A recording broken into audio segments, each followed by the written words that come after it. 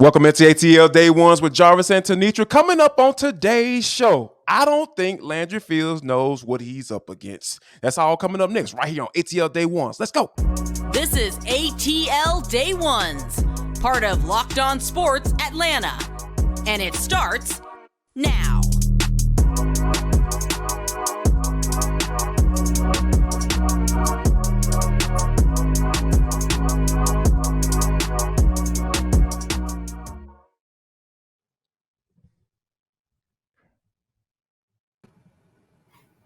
I want to start by saying thank you for making ATL Day Ones your first listen of the day. And remember, we are free and available wherever you download your podcast. And wherever you download your podcast, make sure that you leave us a 5-star review. Really appreciate that from you in advance. Today's episode of ATL Day Ones brought to you by FanDuel, America's #1 sports book. Visit FanDuel.com/lockedon to get started today. Now, I know some of you, if you're watching on YouTube, you notice that's not Tenitra Batiste.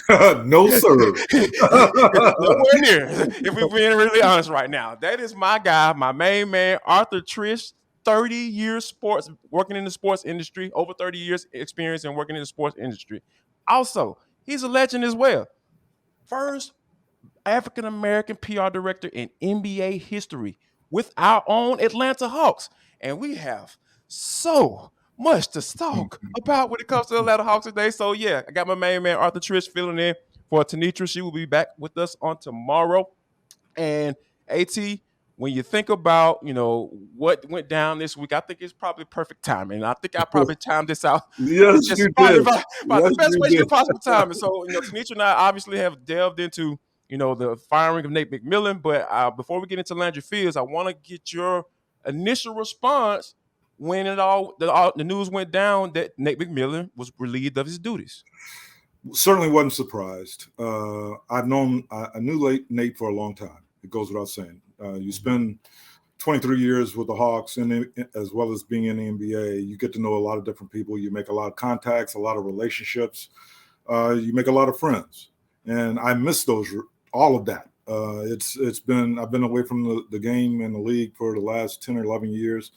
I would love to get back there one day. I don't know if it'll ever happen again. I certainly was blessed to spend a lot of time with a lot of different players, a lot of different broadcasters, a lot of different media types, a lot of different presidents, Right. GMs, coaches. The list just goes on and on. And so it was. I've seen a lot over my 23 years as a PR director / VP of communications, and I was proud. I was surprised when I first heard that I would be the first African-American PR director in NBA history, because I came from the NFL's Detroit Lions at the time. And while I was an assistant there were plenty of us in the head role with several NFL teams. And so the NBA being who they are, who they were, and how many of us played in the league at that particular point in time, I just automatically assumed there would be someone before me that I would either learn from, and become a better PR person. And lo and behold, right. Jeffrey Denberg was the beat writer of the Hawks at the time, and I'm still in Detroit, and we meet up at a Piston playoff game before I'm done with the Lions. And one of the first things he said out of his mouth was you'll be the first Black PR director in NBA history. I'm like, what? And he said, yeah, and I wasn't pissed off at it or angry about it. I was just stunned that I said, are you serious? And he was like, yeah. He said, we've never had one in that position. And I was replacing Bill Needle, who was in that job for a number of years. And ironically enough, that was not going to be my first experience with the Hawks. Right. I had helped them out. If Hawk fans remember, you played 12 games in New Orleans back in the mid to early 80s when the Jazz left town, and one of the Jazz executives was interested in trying to get another team in town. And I don't think it was going to happen as quickly as that guy perhaps thought it would. But he was able to finagle a deal with Stan Kasten, then Hawks president, of playing 12 games for $1 million in the city of New Orleans at the University of New Orleans' arena. And so I was working at Tulane University at the time in their sports info office after graduating from school. And I always wanted to, I grew up a Lakers fan. You couldn't tell me anything during the Lakers Showtime era. When Kurt Rambis was clothesline, I wanted to fight. And so I was mad at James Worthy for not punching Kevin McHale upside the head. But that being said, it was an opportunity for I viewed it as an opportunity for me to help the Hawks out in the marketplace and to also learn about the NBA. And if I ever were to work in the league, it would give me some insight and background as to how to get ready for it.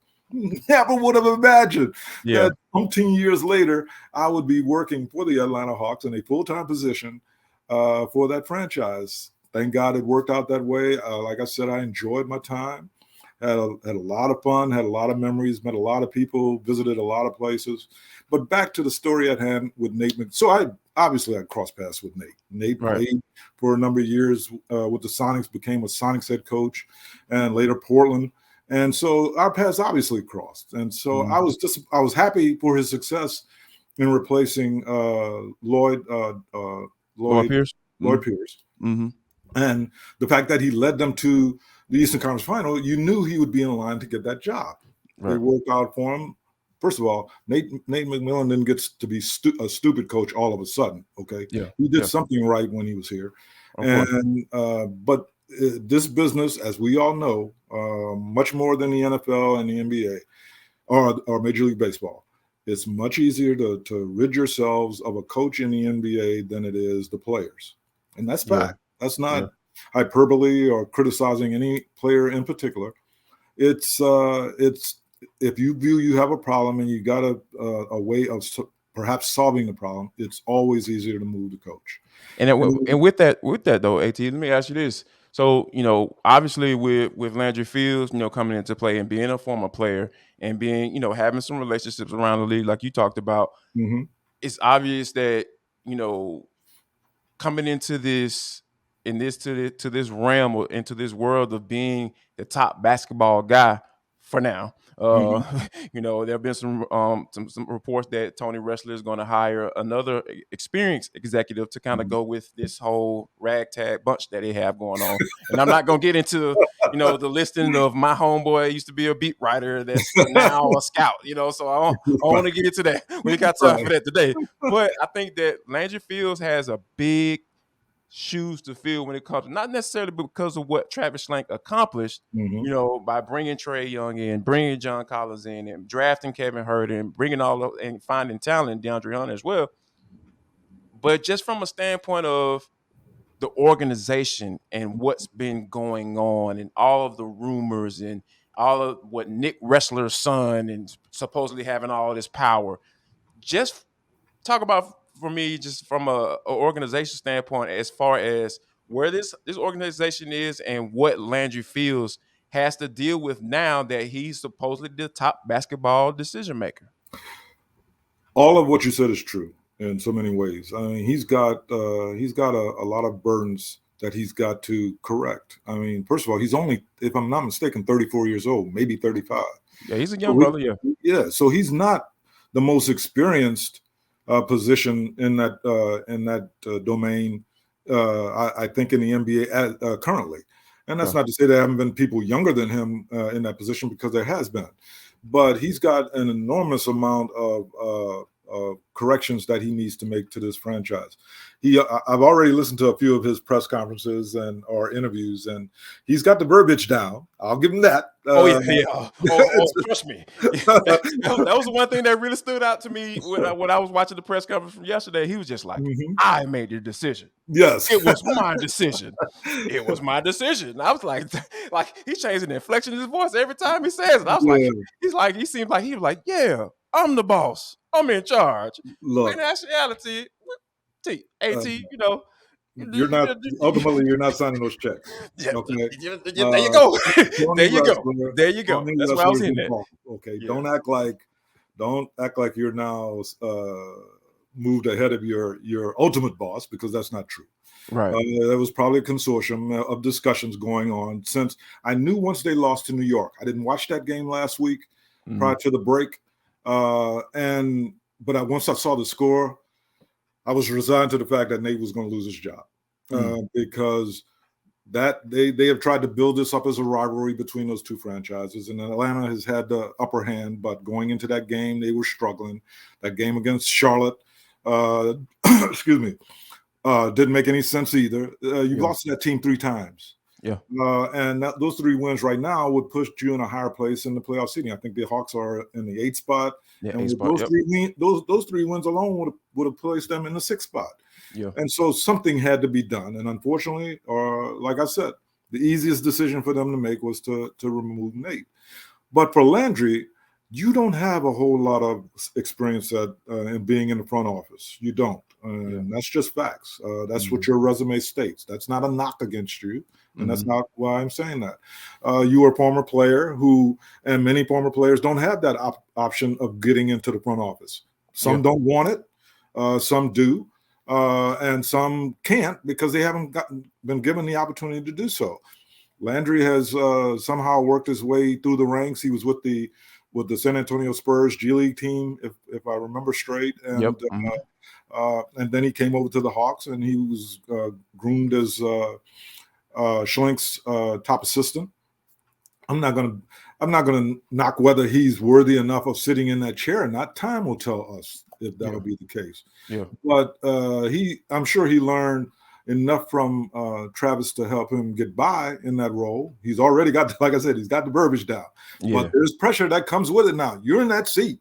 That's like Nate being the top assistant and the guy that the players probably talked to when they weren't talking to Lloyd. Yep. You were always griping with Lloyd. And nobody was talking to Lloyd from what I know.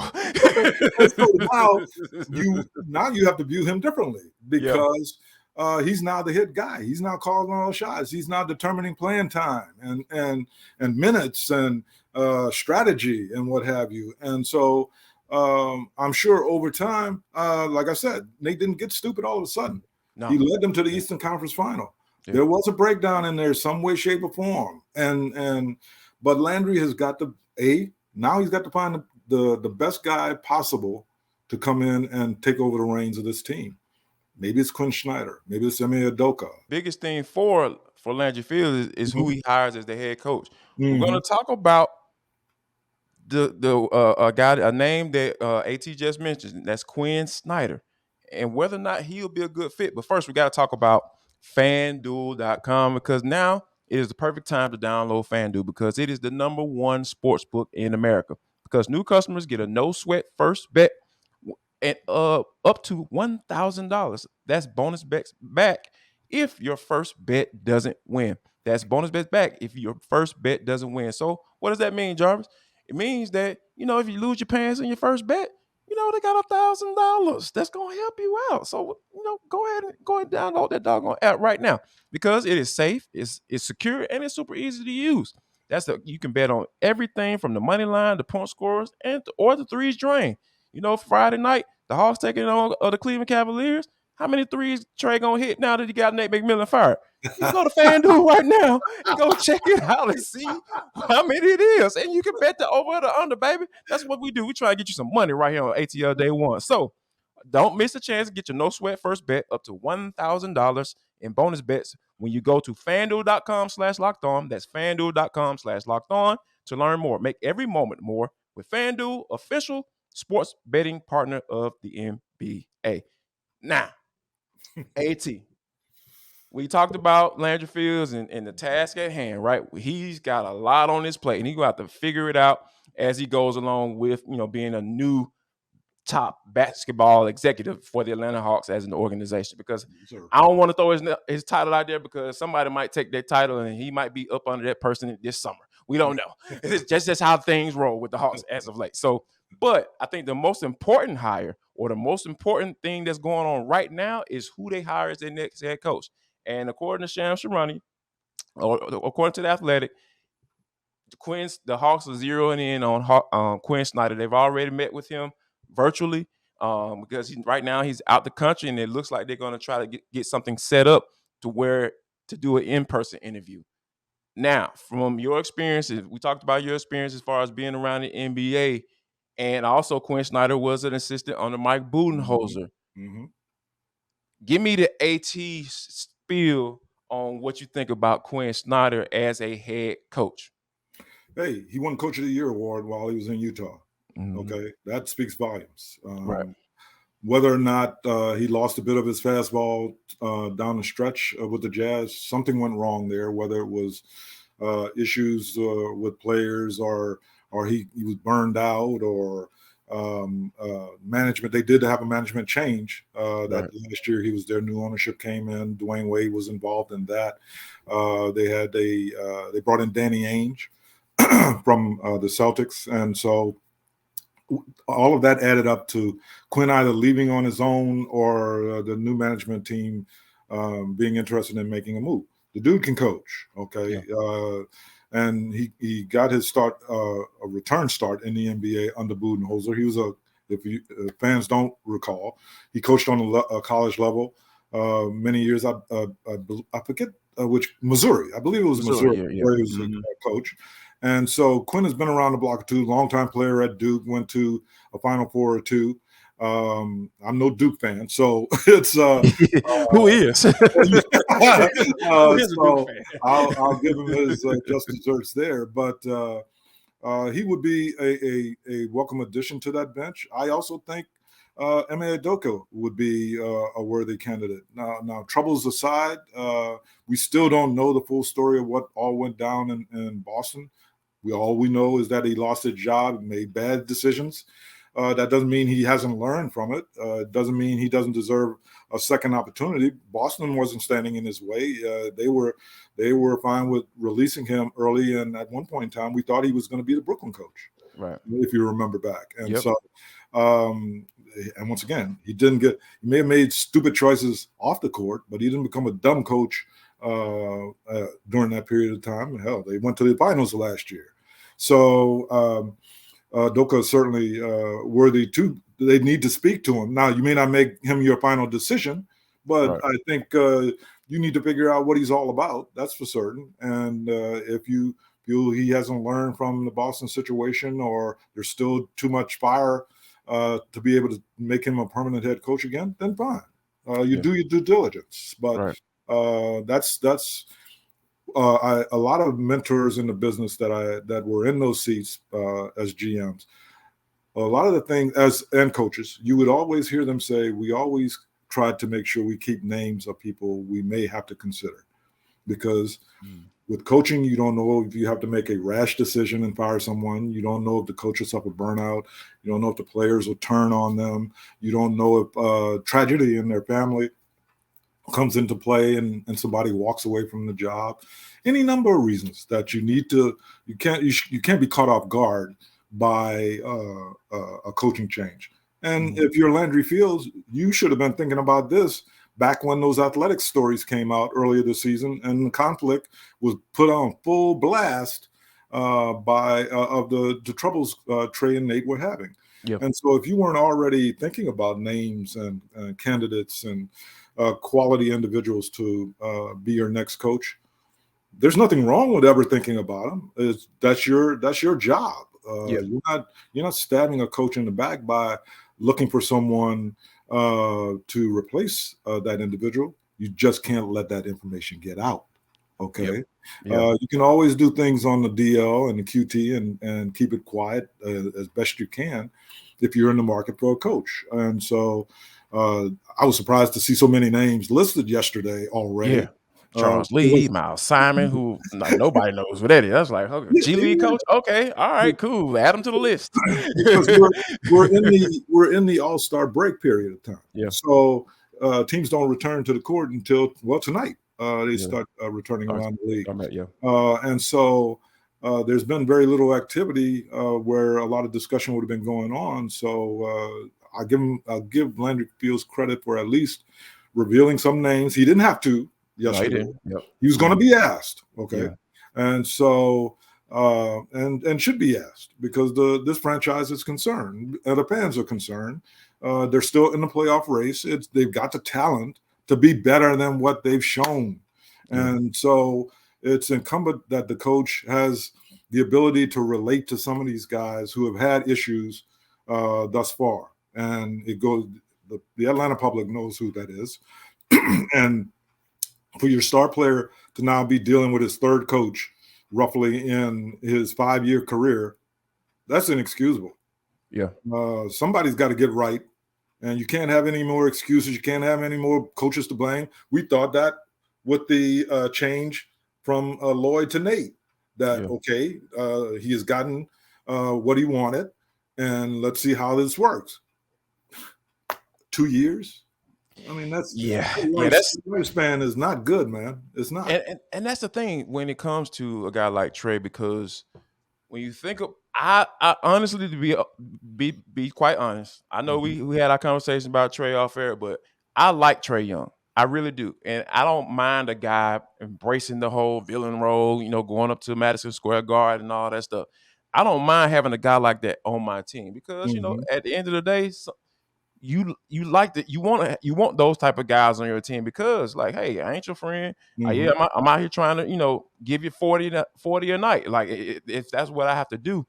But I think that the maturity factor comes into play when you talk about relationships with grown men. Like there's a certain type of language that you have to speak in order to be able to communicate effectively. So, and obviously there's been a breakdown because we know that Nate McMillan went out to your house, came out to your house and tried to lend a hand and come and say, hey, here's what I'm thinking when it comes to you playing off the ball more.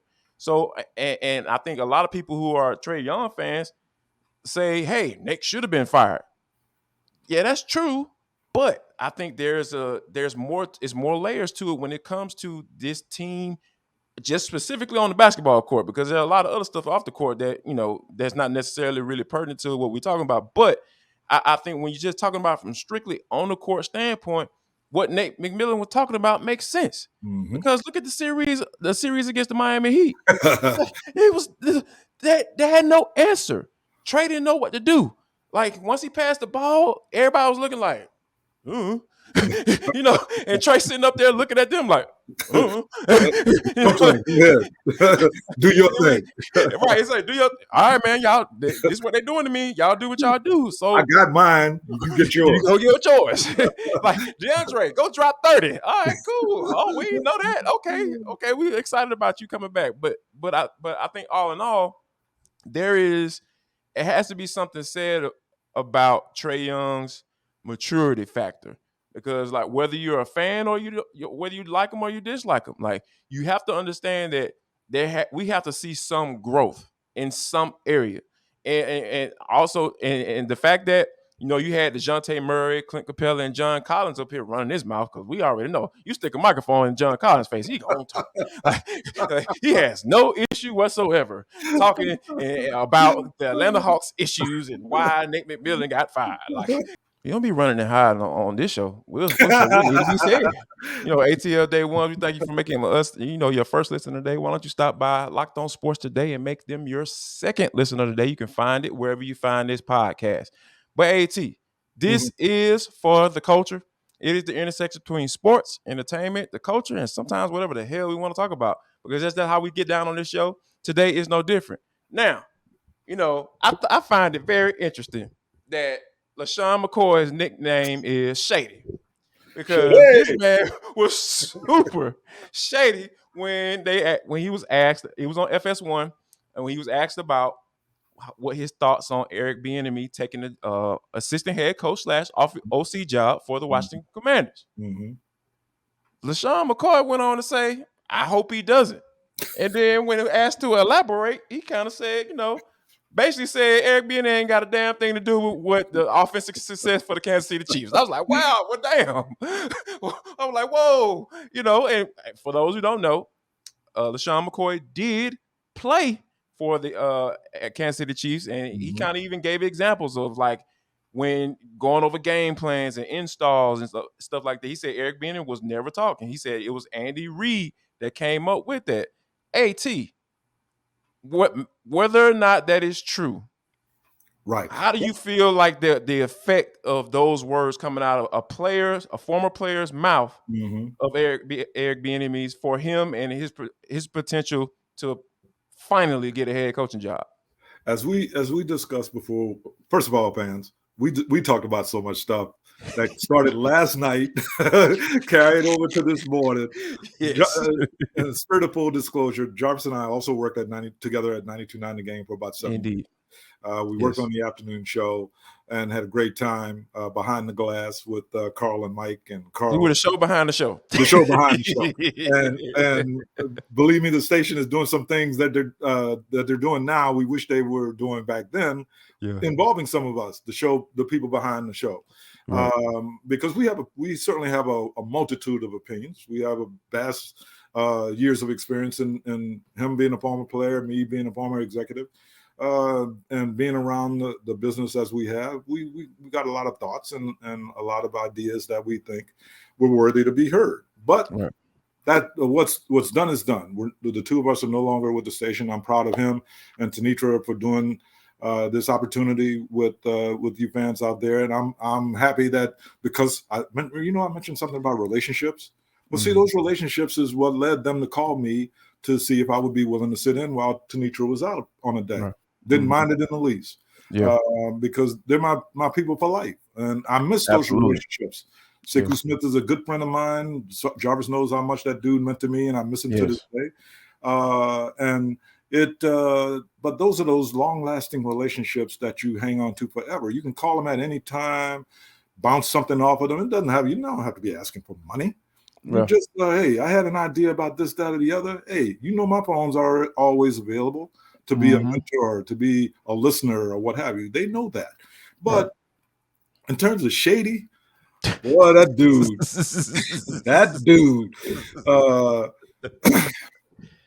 he has a lot of bitterness that he's unpacking from his days in Kansas City. Now, he played for Andy in Philadelphia, so he's never going to say anything bad about Andy Reid. That's not going to happen. I don't care how his career ended in Kansas City. For whatever reason, Eric Bieniemy is the fall guy. And he is willing to. Why has no one else in the first of all, I've forgotten until yesterday that Eric Bieniemy had signed 6 one-year contracts with Chiefs while he was there. That is amazing to me.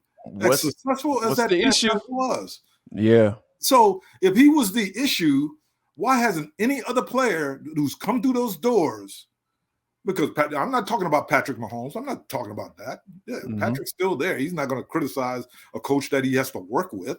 He may say things to his head coach, but that's never going to get out until he writes a book, maybe 20 years from now. But Shady's out here. Now he's a voice in the media. We have so many guys running around in this business right now who I encouraged our players once their careers were over to, if they were interested. To get in. Not everybody's tailor-made for it. Now, some think because the money is the money will grow to where they'll be making like dollars that when they were making it as a player. No, some of you might. You got to be able to call games to be able to roll to get into that realm. That's a whole nother. That's a whole nother level right there. Doing a podcast, unless you're Pat McAfee and you fascinate America, and then you get eyeballs or ears listening to your show. There's only a select few like that. Shady McCoy is getting in. He's a newcomer to the business, and he ain't holding back for the most part. It's to the point with me. With him that I don't even listen to him because it's like, dude, like I told you, when I heard what he said driving into work yesterday, and I was like, dude, again, what? Just get it all off. I would prefer he gets it all off his chest, so he say exactly what it is. Somebody. So you know me, At. I'm the type of dude, I like to go do my research, right? I did a little research. I remember somebody. Some football executive told me to do my research, even though I did not do my research. Like I tell y'all a story one of these days. We ain't got time for me to get into that, but I'll tell this story one of these days. As a matter of fact, JD, he even did a sit down with somebody like he was co-hosting a show during Super Bowl week. I happened to hear it, and I was like, that's rich. That man is trying to get a job. 18, come on now. He's trying to get back relevant.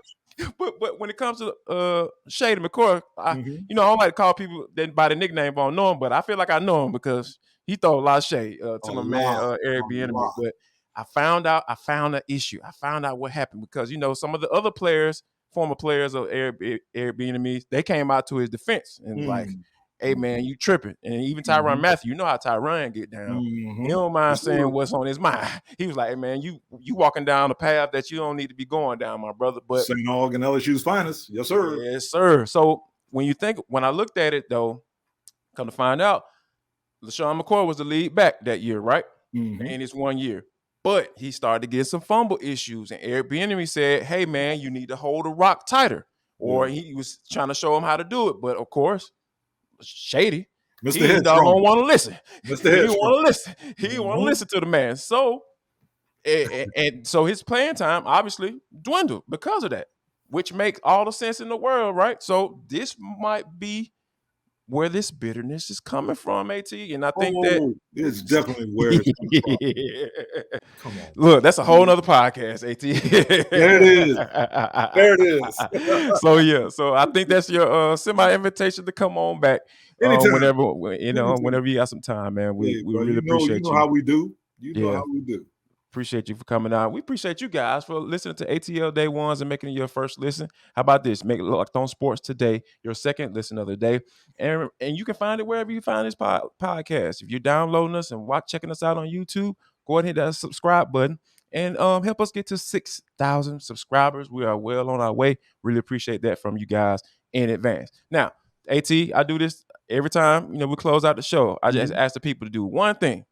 I make sure they share love, show love, and most importantly, spread love. We'll see y'all tomorrow.